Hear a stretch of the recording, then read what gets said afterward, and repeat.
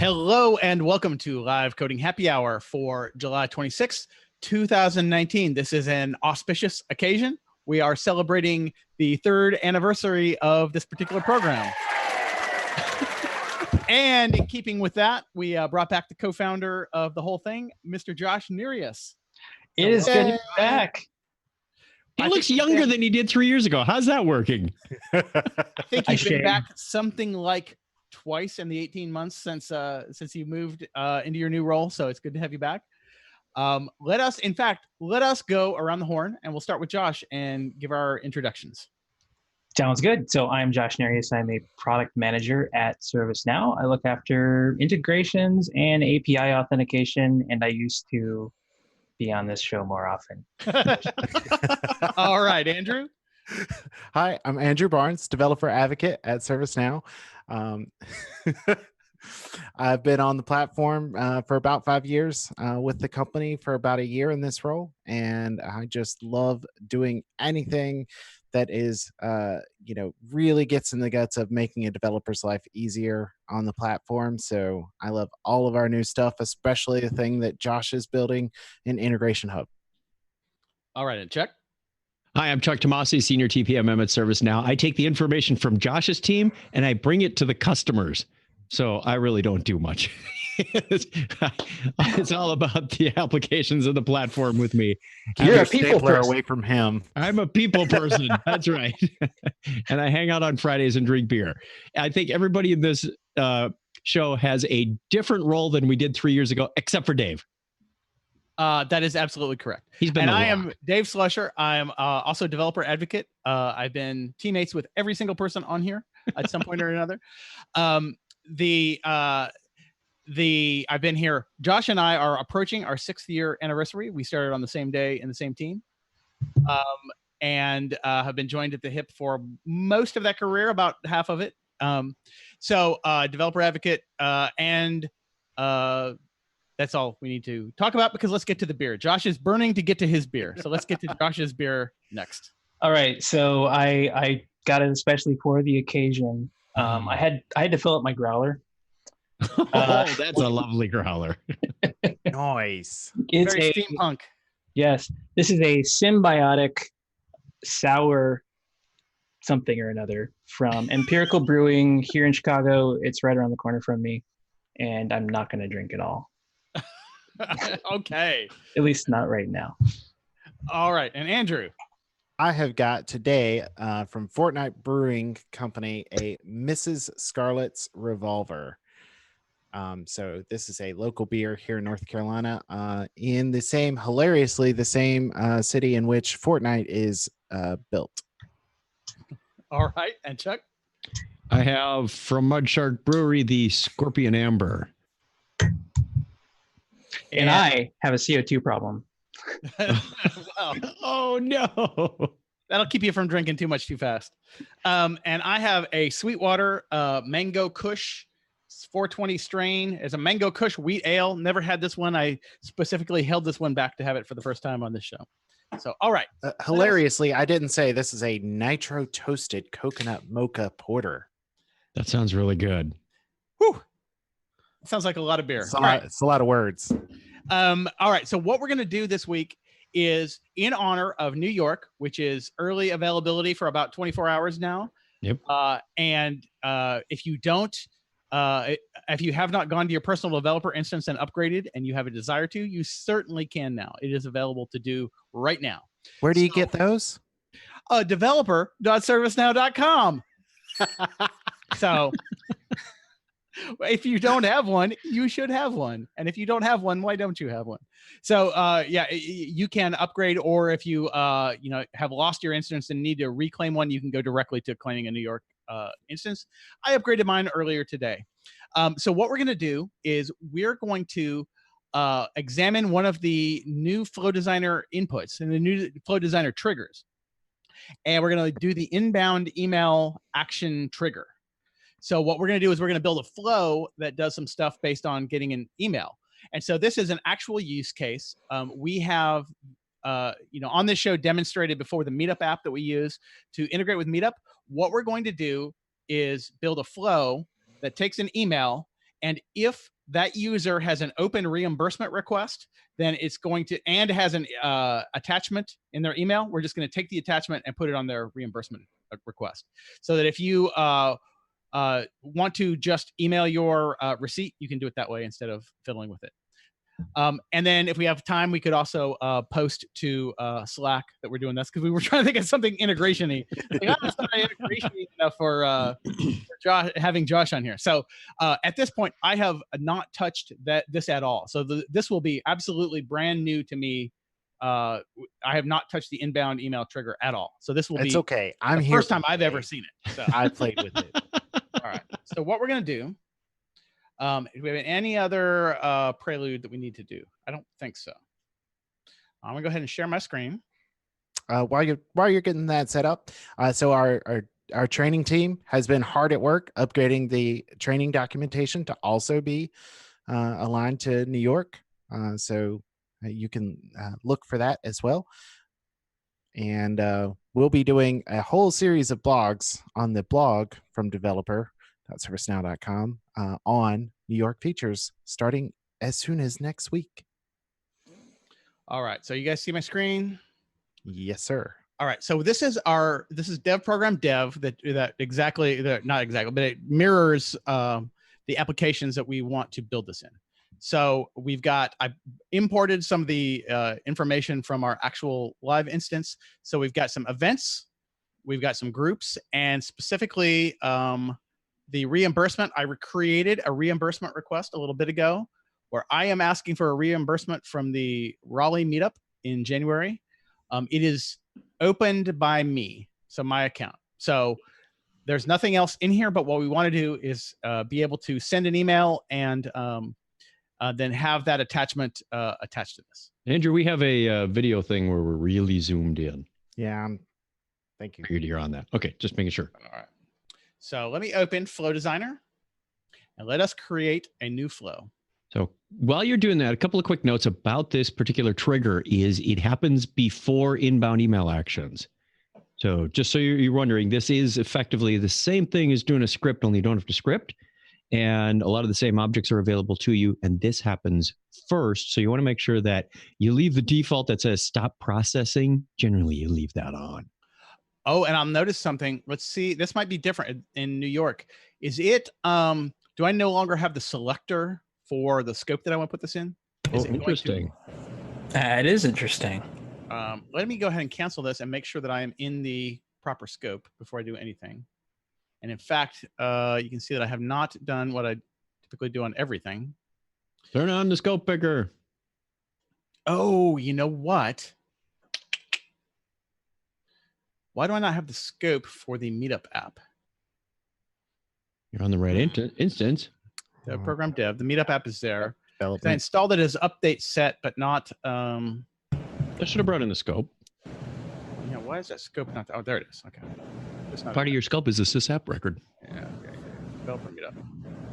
All right. So let's set that scope. Let me go back and I wonder if I have to reload this or it will infer without that. Let's create a new flow. Hey, right. You can still pick. Look at that. You could. Okay. All right. It was thinking. Attach receipt. That grayed out box actually made me quite nervous. All right. Do you want to run it I as? absolutely want to run this as the user who initiates the session. Okay. Description, take email, look for open. And so there is a design consideration we can talk about. Move attachment, which is particularly, and I will have to explore this a little bit. So let's do the inbound email. What kinds of filterings do I have on this? Email conditions. You can do the content disposition, if I remember it, or the. Go ahead. I was going to say, so one of the things that you could do is, do I want to require a specific subject line before I do this, or do we want to limit the times this runs to, do we want to filter it down some aside from conceivably now in our particular case, this may not, this is not a big deal, or at least it's not a big deal now because we don't do inbound email stuff other than that.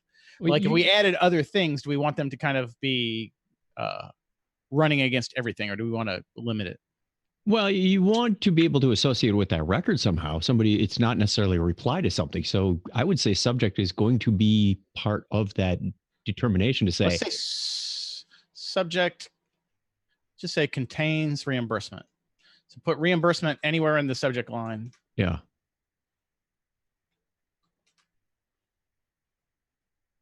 Or is this just another copy of that same thing? Okay, interesting. All right, so subject contains reimbursement. Reply record type, reimbursement. Is that really all I need to do for that? Interesting. So hilariously, I think, today really made me feel like I want someone like controlling the Zoom view while we're doing our show, because it was great that the three of y'all could do the thing while I was fixing all the nonsense. All right. Okay, so we'll call that done. So now I'm curious to see, having done that, let's look and see what things are available to me. We want to look for. You've got get email header in there. Get email header. So you could get name value pairs out of the header. You could look up email attachments. So in case somebody's got multiple email attachments, and you can differentiate the difference between something that's attached or something that's in line. It's not even multiple or not. It's you need to look them up. Move email attachments to record. Yeah. Interesting. So it does. So that is a differentiation between this and the inbound actions. Is inbound actions automatically do that? Yes. And Flow does not. So you have to explicitly choose which attachments you'd like to move to the target record or not. And that was a conscious decision by the developers, so that you've got more flexibility in Flow Designer rather than relying on the implicitness of the inbound actions. Because hilariously, sometimes you would remove them in your inbound action. So I think what I want to do first is we want to be able, so we want to get the sender, right? So we want to get email header. And this would be from this, right? Email record. Now, that's an interesting request is, should we do NLP to determine if it's about reimbursement? And that's a really good idea. I love that idea. Set up for. I love that idea. I love it. If you version 2. Also, notice the from address is in the data pane, so you saw that. may not have to do that. From address. So let's not do that. I'm actually going to back up. So I'm going to get rid of this because we don't need to do the thing I'm doing, which is look up the from address. So what I want to do, as long as it's the user record we care about, which we're going to assume it is in this case, we're going to do. So because what we do on this instance is we do the Google. We have the Google sign in, which I believe you built that, right, Josh? I did some time ago.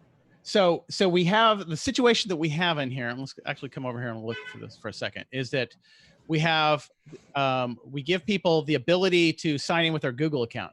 So conceivably the email might be coming from the email address of the user record, or it may be from this Google address. Either way, I want to be able to look it up. So we got a little bit of a wrinkle in here. So we want to find, let's start with the Google account.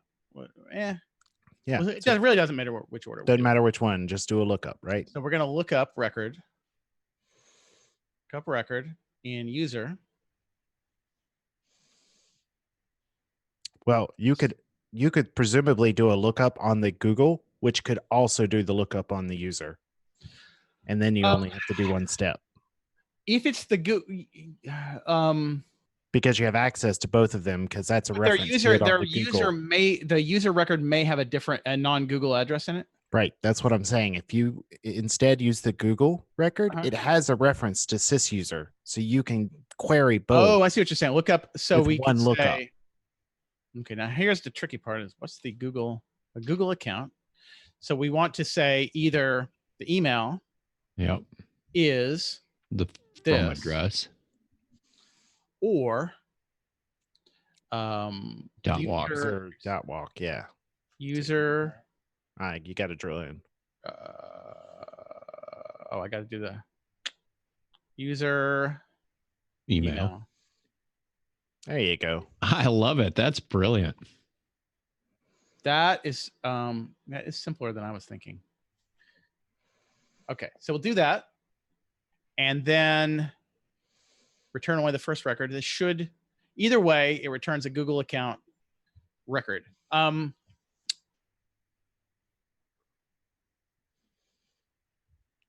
But what we want ultimately is okay. We still need to find out what record we're attaching this to. Right. So this is the Google account record. So now, given this, we want to, no matter which one we looked up, what we want to do is get the sys user, right?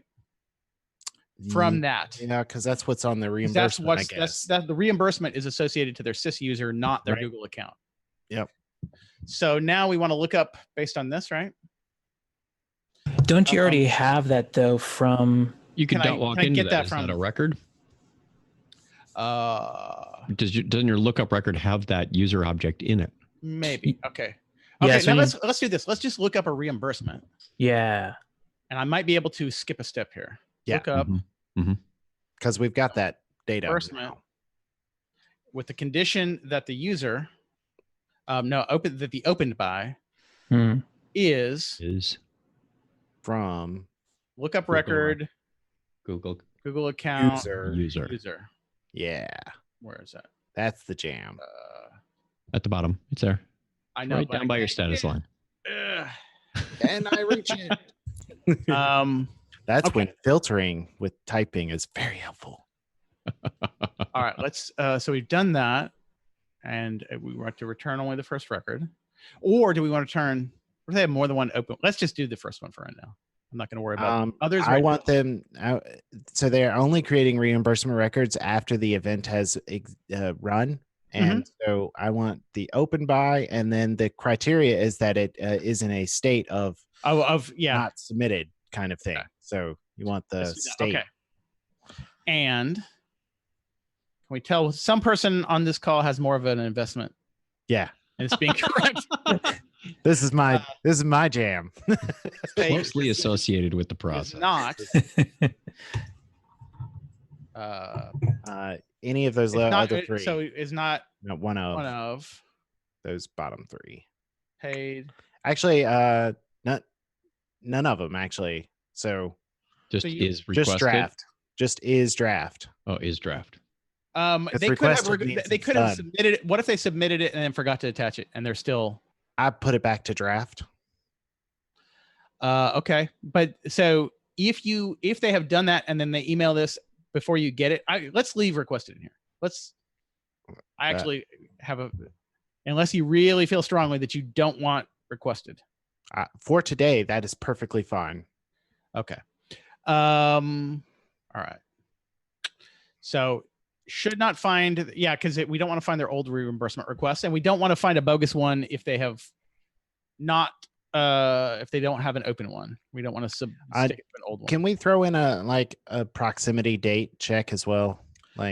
Sure. Give me something like, unless last hard to do right now.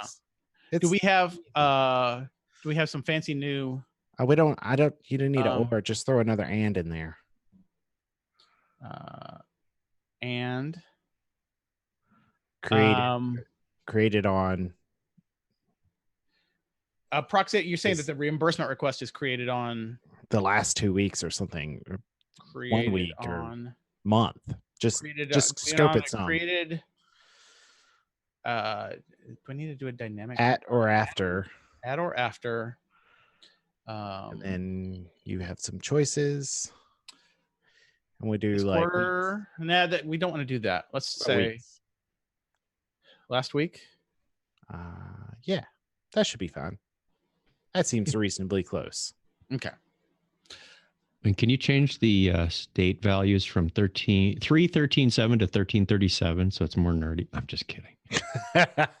I We're saw not rich enough for 1337 that. in there. I had to go there.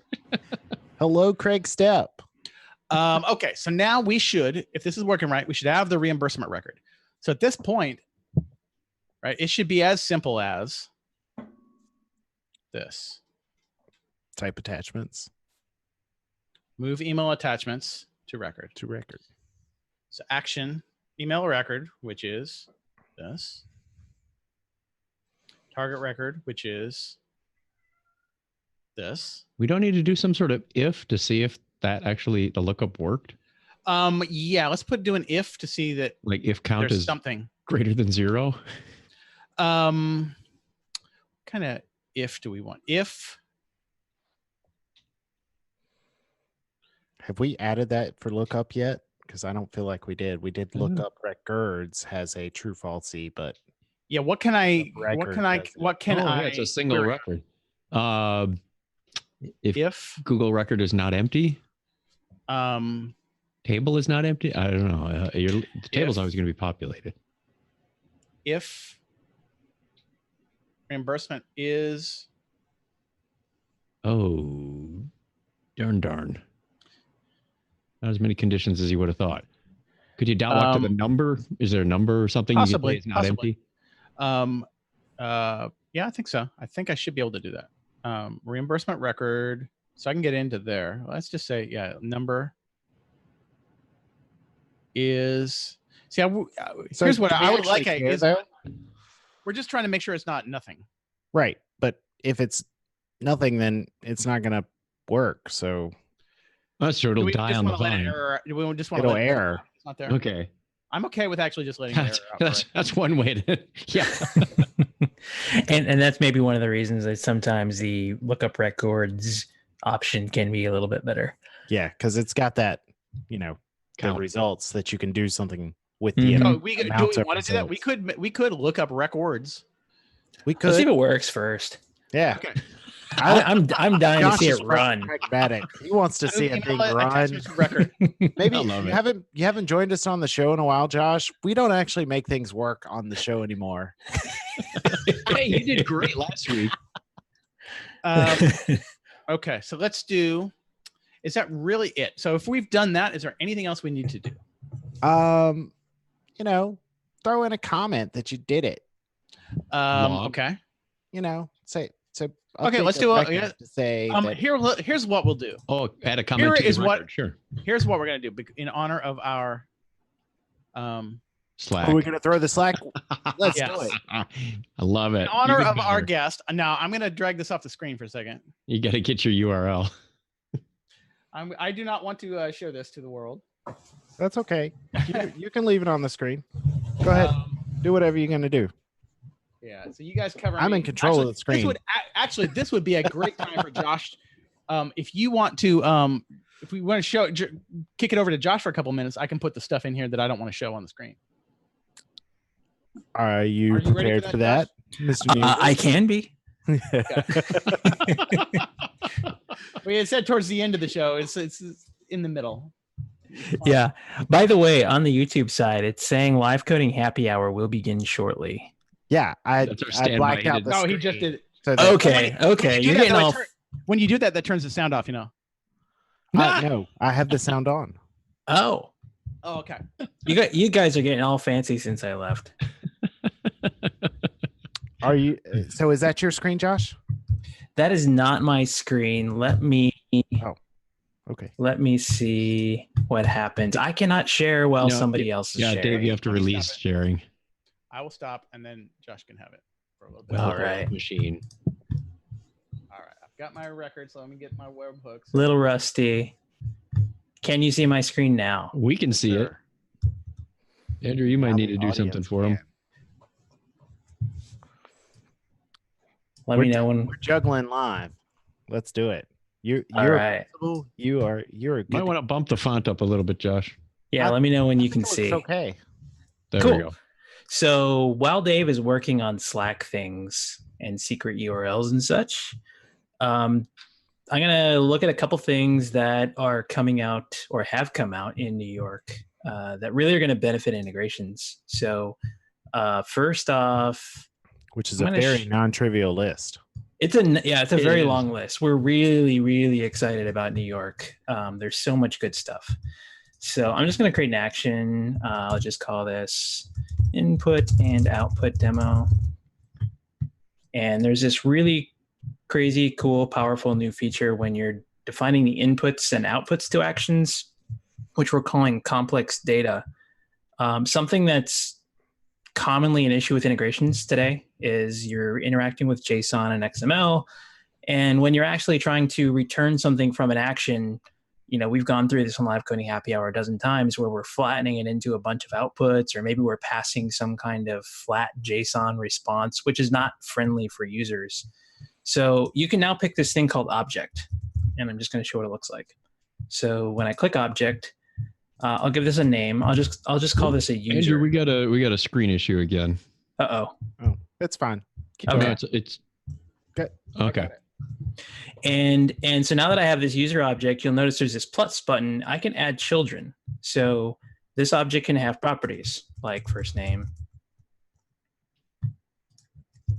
if I can spell, like last name. And then this object can also have objects inside of it. So let me add another object. And I'll call this address. And this can have children like street and zip and whatever. So I think you get the idea now. Essentially what we're doing is we're actually building an object structure. And if you notice over here on the right-hand side now in the data pane, this thing is not walkable. So there's no glide record. This is just a structure saying I can represent the data that I want users to put into this action.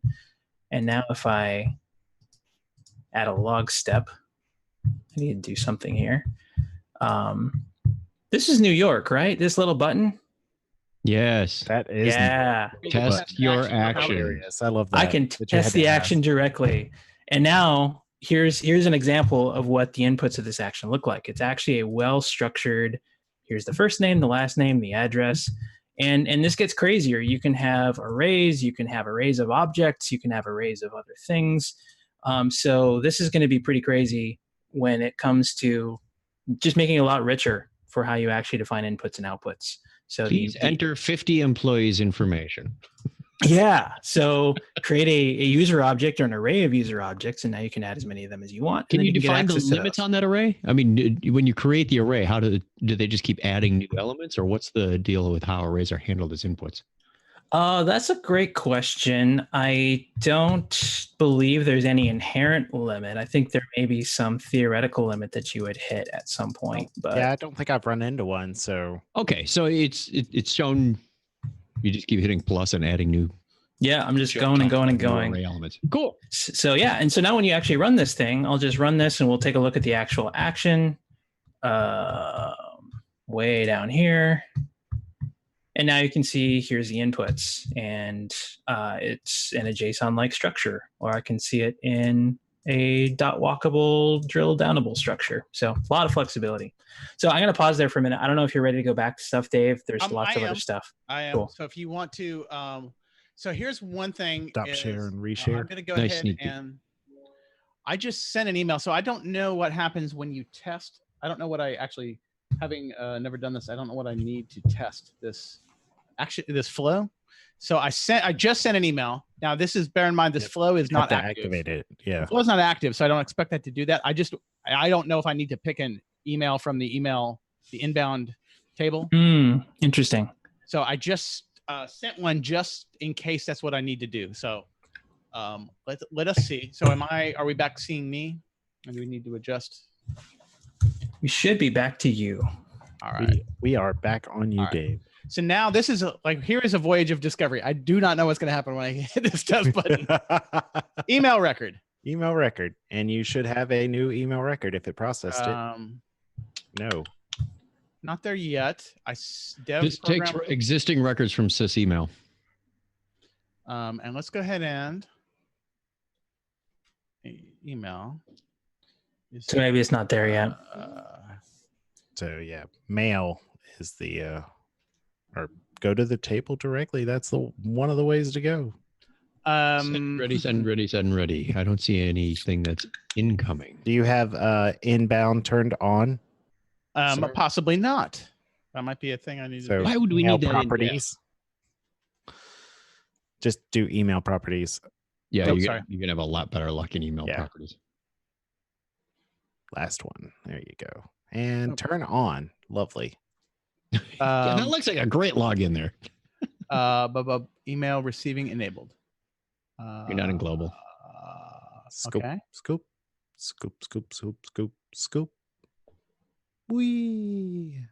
Is there anything else I need to change? I don't That should be fine. believe so. Okay. All right, let me resend that. Sent mail. Minor details. Minor details. Do I have a send again in resend? Oh, beautiful. Thank you, Exchange. All right. Give that a second. Well, it should still be there, so you'll just now get two of them. So it should. All right. Let's see. Emails. And this is something I practically never touch this. So I go there all the time.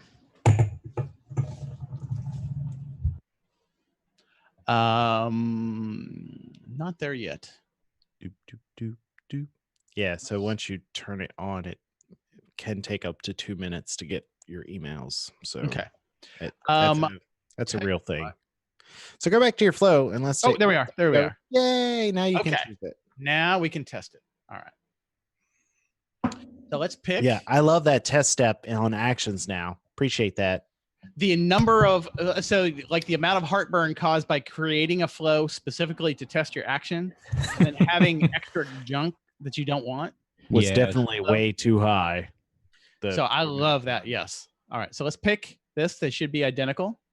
Let's run our test and see what happens. Yeah, that was some brilliant work by the flow designer team. Processing test flow. It's taken a while. I like it when it takes, like a second and a half, because that makes me Look feel up record. Complete, complete, complete. Ooh. Oh, before we do anything else, let me Take a Two look at lookup our records. take a look at we our looked up Slack the- channel memo. Yeah. Yeah. New attachment added. added. Whoa. I came from Travel Tracker because that's how they I'm using the same webhook as that. But that's actually pretty sexy. Now let us go and look at our reimbursement record before we even look at the individual things. Let's see what we see. I mean, you could have gotten to your reimbursement record from the test. I could have. But, Yeah. Come on now. But I want to do. Is there an I don't attachment? I don't see an attachment. Let's look at what the test did. But we found all this stuff. Let's see what this Go one. to the operational details. So there's definitely the REI request. And there's an email record sysid. Move email attachments to records. No logs. If you It's go to absolutely an that, attachment. if you go to that email record sysid and it goes straight to the email record, I wonder if you can just make sure there's an attachment there. Yeah. Sample a data. look. That. Open the record. And Would it be so? You guys help me. I don't know this. Attached to that record. It would be an attachment on this It record. would. And It's since it's not, that means it moved it, which is what it's supposed to do. So you may be, well, no. Okay, so go to sys attachment. Yeah. Just scroll Let's see down if- actually. So could do me a favor and scroll down and see what your email log says. It did. And the email attachments tab is new too. Related list of email look at that. interesting. Attached to target record. That's Wow. a great way to do debugging. So this was there or is there. So it's not Oh. attached to the record. It's down here. Okay. No. This is metadata about what happened to your attachment. This isn't the attachment. Oh, okay. Attached. So it thinks it's, well, what's the target record? Yeah, that's a good point. Content is Email. Is reimbursement. that So that's the Okay. email record. So that's why I'm wondering if you go to sys_attachment, what does it say about the josh.jpg latest attachment? And more importantly, why is it josh.jpg? You got a screenshot somewhere. Oh, we got 2 of them. Oh, We it's got on a second. incident? It's on an incident. That sounds like it. That That sounds sounds like it hit an inbound action. So that might have been a log. But it should have stopped. Oh, Matched a flow, it should have stopped. unless actions. we need to explicitly put in a stop processing, or Here's why. check By the- the- check the Here's why. configuration. Come Yeah. on, sir. What you Yeah. got, Dave? I was going to say the inbound that default thing that creates an incident, like if that fall through, the default Yep. probably moved it off so that when this flow ran, it wasn't there. Well, the flow runs first. But it's So- not active. But the flow's not active. The So flow is not Oh, active. yes. Okay. So the attachment wasn't there the when attachment you wasn't ran there. the test because Um, inbound action was Let's, running. let's go turn that inbound email action off. Just turn your flow on. Or that. Okay. And then All right. you can Fair enough. Let's activate this Joker Send and the see what email. happens. The problem being that we don't have the nice. We'll look at the execution plan. All right. Activate. and now send the email again from Outlook. Send the email one more time. So that's a couple of things to note here is if the flows run first Yep. in the execution order of this, and then in inbound actions, and if a flow matches, it does not continue afterwards. So there is a property to be able to be turned on. I don't remember what it is. I don't remember if it's a property or if it's on the flow. There's a property that you have to turn on to expose the ability to Oh, do that right. on the flow. So it's both. Gotcha. You have Yep, to turn yep. on the property so that you can expose it on the flow for it not to do that if you don't want it to. But in 99.99% of the use cases, you don't want to continue processing after you've got a match. Yeah. Hey, so Dave, one thing I noticed you did was you went to home and then executions, but if you go back to the flow itself, Uh-huh. Click there's executions. also an executions button, which will then take you just to the executions Just to the for this one execution for flow. this. So that's my Yeah. test. 5 minutes ago. So it hasn't come in yet, looks like. All And right. emails not very fast in general. So Because it only checks every 2 minutes. So Another interesting bit about attachments in New York is that we can recognize the same attachment by a hash. So if somebody sends in their, Facebook icon 1,800 times on every response they give to whatever record, we could say, we've already seen this. We don't need to attach it again and again and again and again. It's going to be ignored after the first time because it's the same hash. That's an interesting Slack message. All right. So this might be like watching paint dry. So Yep. So you that want is to go that is back to absolutely what Josh. happened. It did find the right record, and if there was an attachment, so just throw an attachment on that record and run it again. go Go on the back to email. this Just email. go back to the email. Throw an attachment on there, and then we can test it. Here's what I'm gonna do, just to not drive myself nuts. I'm going And to the little history button is your bestest this. for doing that. Mm-hmm. Look at that. Look at an incident has been open on your behalf as of 5:09. Or Oh, so Just so a okay. So second it ago. should have just ran a second ago. So Oh, let's- okay, cool.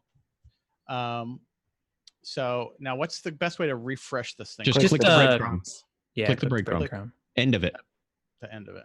There you go. Old demo trick. What? See, but the flow 1403. seems to have not run. Huh. Is it does the subject, I wonder if the condition The matched in the trigger? and contains reimbursement. Did it contain Is reimbursement? this case sensitive? It probably is. Probably. Yeah. Go. So back to go to the email record and throw an attachment on there so we can test this bad boy. All right.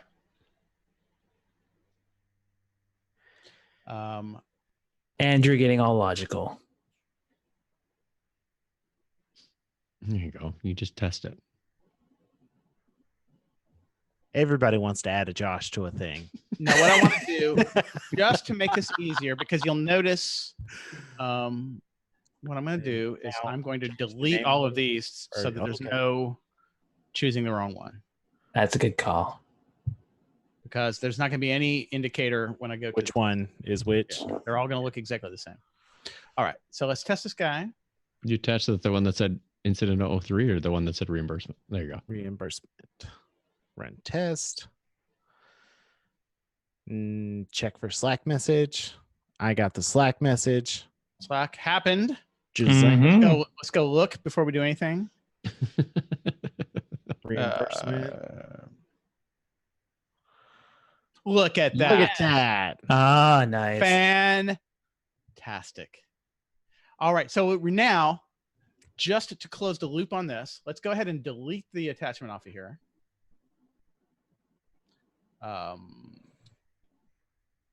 Select. Remove that. We have changed and reactivated that to uppercase, did we not? Yep. And that is absolutely where we'll loop back and say, a little NLP on that will be very helpful. That would be so how would you hook that in there? Because I'm not that familiar with the NLP. How would we do that? So we need to go make some so you have to go create the similar properties, right? That will you need the NLP modeler. But I don't know how you would tie how it do you into make the that flow trigger? How do you make that trigger in here? How do you get the output of the NLP into this thing here? I have no idea. I don't think that's not a thing yet. I mean, I might be able to shoehorn it in there, but I don't think that's a platform thing. Now, bearing in mind, my friends, that whatever something happens in the NLP ultimately is a record in a table. It is. That's why I said I could probably shoehorn it in here. And in fact, there could easily be a flow that says when you create that thing, that NLP record, do something, right? So, however that works, I don't know how one hooks together all the machine learning stuff with that, but I'm going to go ahead and 13. All right, so that's the one just now, right? 13 seems to be just now, yes. And let us see. Let's look for executions. That's the one that ran before. It's not this one.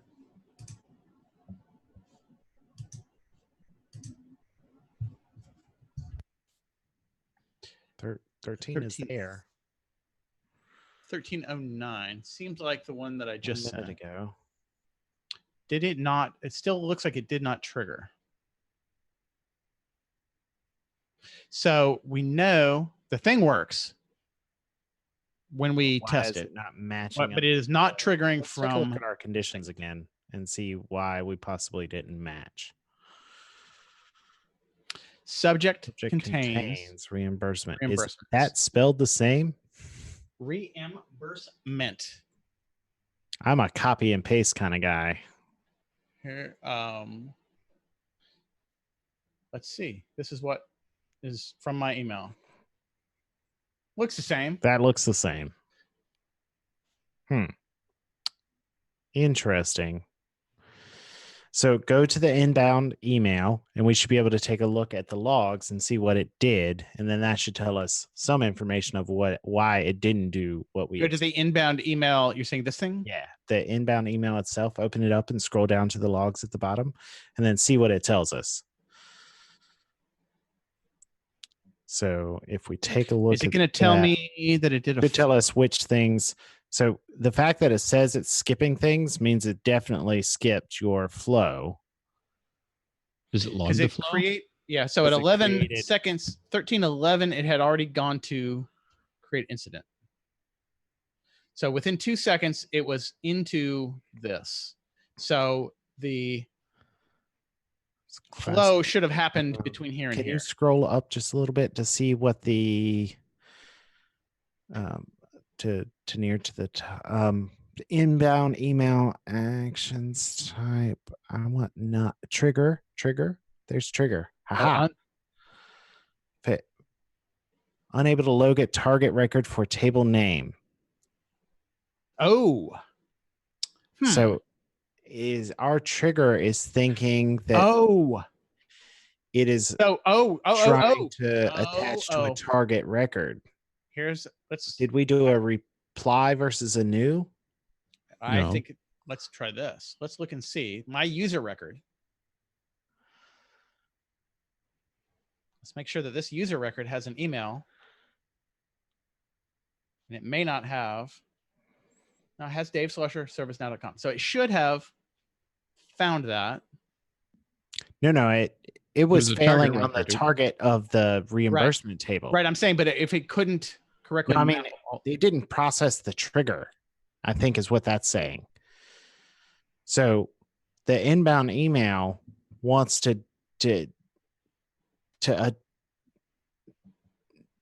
so you've got reply record type there, and we want new, not reply record type.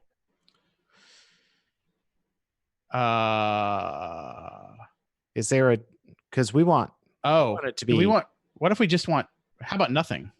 We want it new records. Yeah. How about nothing? So maybe that accident. So the act of putting it in there makes it trying to do the that was trying to do the watermark matching when you said that. So it's trying to find the matching record that it was the reply to. All right. That seems. And it wasn't a reply to it. Quite promising. And so it fell out of the execution tree and started doing inbound actions. So that's one. And really and truly, that's one of I just clicked that, not knowing that was the thing to click. I just kind of clicked it. It's like, oh yeah, well, I'm absolutely doing a. Seemed logical at the time. Email record on action 3 is mandatory. It must be built in. Because did something change and it dropped out? Okay. Yeah, we changed the trigger and the reference to it fell down. You're going to want to check the lookups as well. Just quickly. Oh, yep. There's nothing in them. Yikes. Okay. Because once we changed our trigger, it rebuilt the trigger data pill and ugly. All right. So what we want is Google account. I think we lost Josh. He went off in Happy Beer Land. It's very happy. Got his growler working. Come on, dude. Give it a save and let it reload. Like, that is a bummer. Yeah, that's one of the things that it seems like either instance is slow or my internet is slow or something. Okay. All right, let's take a look at those and rebuild the. All right. There we go. Want email is from or. Hey Josh, go fix this so this doesn't happen again. I think it has to happen if you change a trigger. But we only changed one small component of it. Right, we didn't change one unrelated component. We didn't change the type of trigger. Like if you change the type, I'd be like, yeah, sure, drop my pills. But, all right, so that get that, and then this. Do we lose this too? Yeah. Mm-hmm. Oh, we cascaded down everything. Okay, reimbursement. Slack message should be okay. Well, you're gonna have to put your lookup back in there. You're reimbursement, and that seems really angry. I want to say this guy. Hey, again. this is so I can, while you're rebuilding that, I can talk about that. What that little F of X there next to your box is a inline script action. So for all of the little times that you wanted to go and add one to a thing or change a string into some other data type or anything that you wanted to do with a simple transform that you could do with a script box, now you have a little script box available to you that is also settable on the flow level as well as a role. So there is a role to control that, whether or not you can see that box, which is very handy. So open by is Very, very handy. this person. I will no longer have to craft actions just to do some simple things. Yeah. I plus plus. Damn it. Is your lookup record broken? Sure looks like it, doesn't it? Because Take a look at the lookup Google account record object again. That seems like it should be it happy. just looks fine to me. Lookup But record. you can't. But when you're in And the you did number a save? 2, Let's go ahead and do a save. When Yeah. in doubt. Because it's you're on 2 and it's grayed out still. and that's not how that works. No. When you're on 2, everything above it should be selectable.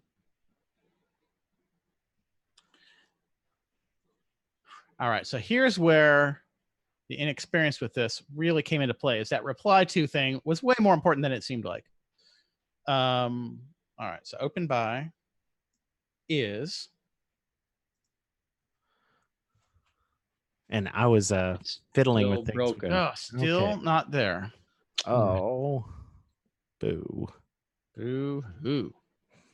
All right. Well, All right. drop the action and put it back in, or Yeah.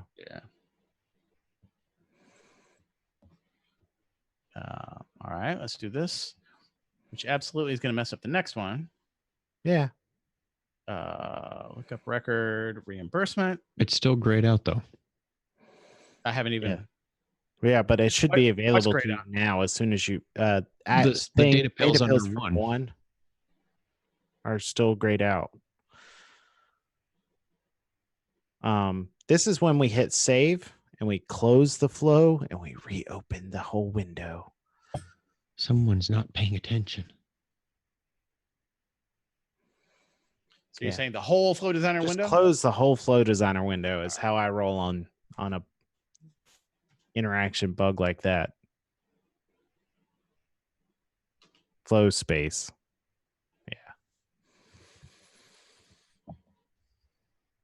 Here, I was thinking we were going to get done in 30 minutes. Oh, we were. We just that was All right, so now performa testing versus it is still grayed out. Well, it's broke. All right, everybody go home.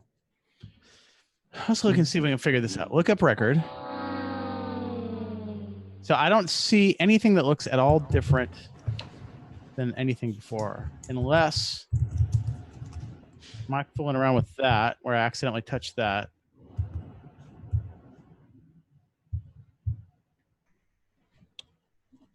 You think that possibly could do that? Because when I accidentally touched that when I was playing with the functions.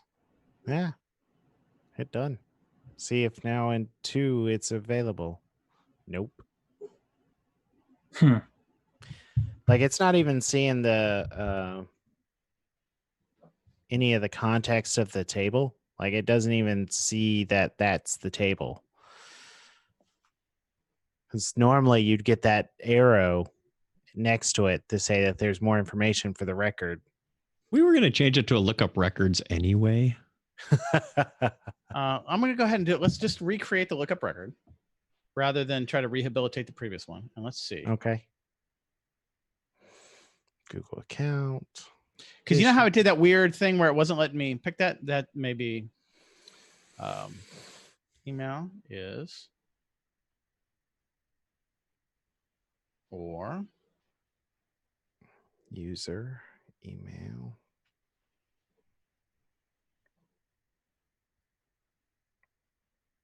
Yes. All right. Okay. Now, if we do that, well, this guy now has access to those data Yep. bills. Yay. All right. His lack of using search makes me want to type things. We all have our own muscle memories. We All right, certainly do. We all have our own inner Nick Burns. Move. So this one I want to be email record, and I want it to be just record from 2. All Yep. right. And It's our post message angry too while we're in there. Let me see really quickly. Off here on the side. I don't think so. Oh, because you got the hook. Oh, in actually, it dropped out the thing. I Yeah, don't because want the- I just our don't want lookup the hook. record was in there. So let me do this right quickly. All I'm doing is getting the number out of that, putting it in the message, but I don't want to show the webhook. This might be one of the few live coding happy hours where we didn't do any coding. I mean, we can fix that in a short while with the inline script box. All right, I'm gonna go ahead and just activate I++. I++. All right, so I'm gonna redo this. This will be basically looking at the time. This is the last shot. I think I'm fairly positive on this. So now what this does throw into question, because we were wondering about the case sensitivity, but that may or may not have been. It may also be case sensitive, and also I guess we could look at the email logs for some of those previous ones to see if that's what the problem appeared to have been. Right. Let's go ahead and look at emails. I suspect it's not, because glide record queries are not case sensitive. Yeah. Yeah, probably not. I don't know. So does it do 2 minutes on the, is it 2800, or is it 2 minutes at a random possible second? 2 minutes at a random second. Well, it's not random. It's at a scheduled. It's a scheduled job. Look at that. Okay. All right. So it can be really, really fast, and then it can be all the way up to 2 minutes. That's not a good sign. That's not a good sign, but it can take a second. Looks like it's still actually working on things. And if you just hit the breadcrumbs, it's less clicks.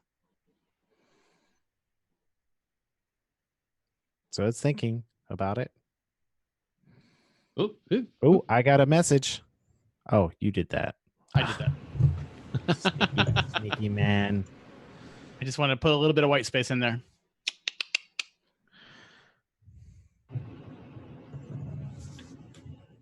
As new for triggers execution. You see that? Mm-hmm. Yeah. Has it really not done anything else? That's. It seems like a long time to be thinking. It seems like a really long time to be thinking. Check the mail log. Anything That is the mail log. Oh, that is the speed at which I usually think these days. One line. No, this is not acceptable. Give the whole page a reload, because I'm angry at it now.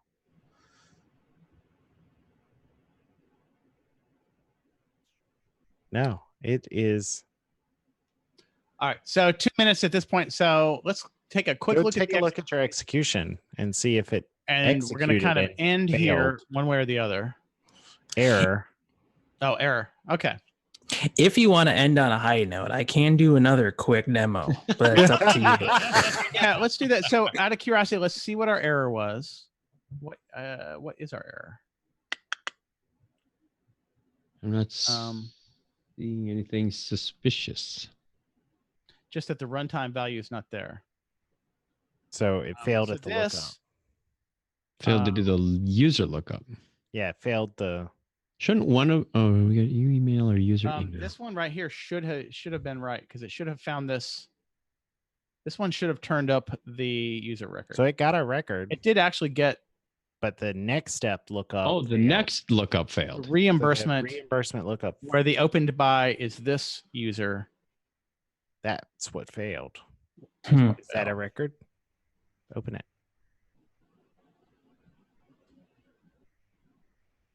That's my user account. But it did not match. Didn't match that. Okay, so this actually seems like a pretty small issue. So it seems like it's almost there. We actually had it there before we changed the trigger. We did get past the trigger error. Yeah, the trigger actually worked. So that's so now there's just some minor issue in this step to look right up just because. Look at this. Oh yeah. Okay. Well, right. That's going to be that. That looks like a valid query. State values. What the heck? Conditions broken. something freaked out. And this, I don't even think I couldn't make this happen if I wanted to make this happen. That does not look like a real condition. So, just for everyone out there, this is an early-ish build of New York, and that's part of what this early testing is testing things. All right. Yes, we're seeing the earliness of the early access. All right. So with that, I'm going to stop sharing. Josh, if you want to show us a little magic on the way out. Sure. I was actually joking, but I'm also actually totally happy to. I have one thing I can show. So let me bring up Chrome. Side being that wasn't like if I had known to not do that one record, we would have actually been done at the half an hour. It was like that one really cost us. Yeah. Can you guys see my screen? Yes. Okay, cool. So the one thing I wanted to leave everyone with was this new feature called dynamic inputs. And this is something, if you've ever been building integration actions that talk to some system and you want the values to change based on the system you're working with, that's what dynamic inputs are in real time. Yeah. So like imagine I want to create an action that's like, I want to choice values from SAP for creating a record over there. You want your choices to be accurate all the time, not just today. Exactly. So like in this case, imagine I wanted to say, I want an input for airports and I want the airports to come from some API, not in ServiceNow. And so what you can do is there's these two new types. There's one called dynamic choice and one called dynamic template. And my mouse just died. So there we go. And we can talk about dynamic template some other day. But when you click dynamic choice, instead of giving you the options to create choice lists like we have today, you can say, what action do I want to call to populate the choices? So I set up an action called get airports. And all this action does, if I open it up, there's really not a lot of magic here. It's going to some endpoint and it's saying, get the airports and put them into this particular format and return them. So now if I come back here, I've picked my action, I'll click test, and the action name undefined does not exist within the scope. So there's the high note.